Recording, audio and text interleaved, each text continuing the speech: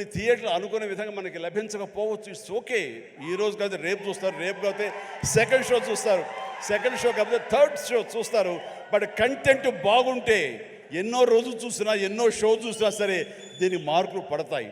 ఈ రోజున ఇందాక చిన్నవాడు సరే చాలా పెద్ద మనసుతో అన్నాడు, అన్ని సినిమాలు వెంకటేష్ సినిమా, నాగార్జున సినిమా, అలాగే మన మహేష్ బాబు సినిమాలు, అన్ని సినిమాలు ఆడుతాయి. ఈ సినిమాలు అన్నీ ఆడాలి, పరిశ్రమ పచ్చగా ఉండాలి. వాటితో పాటు మా ఈ సినిమా హనుమాన్ కూడా ఆడాలని నేను ఎంతో మనస్ఫూర్తిగా నేను కోరుకుంటాను, జరుగుతుంది.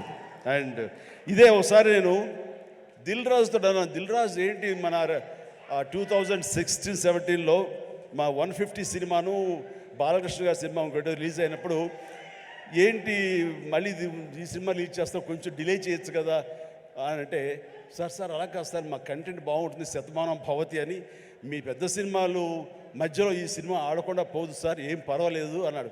ఓకే, అంత ధైర్యంగా ఉంటే వెల్ అండ్ గుడ్ అన్నాను. ఆ సినిమా కూడా బాగా ఆడింది. కాబట్టి అదే దిల్ రాజు గారు అందరికీ మనకు చెప్పినట్టుగానే ఈ రోజున ఈ సినిమా కూడా బాగా ఆడుతుంది. సో ఎందుకంటే దిల్ రాజు గారు లాంటి ఎంతో సీనియరు, ఆయన ఎంతో ఎక్స్పీరియన్స్ ఉన్న మనిషి, ఏ సినిమా ఏ సీజన్లో ఎలాగ ఆడుతుంది, ఒక్కో సినిమాకి ఎంత పటిష్టత ఉంటుంది, ఏ సినిమాకి ఎంత లాంజివిటీ ఉంటుంది, ఏ సినిమా ఎలాగ ఆదరిస్తారు, ఏ సీజన్ అనేది బాగా తెలుసు. కాబట్టి ఈ సినిమా వస్తే కూడా ఈ సినిమాకు కూడా అంతటికి అంత ఆదరణ ఉంటుంది, అంత విజయం చవి చూస్తాడని మనస్ఫూర్తిగా కోరుకుంటూ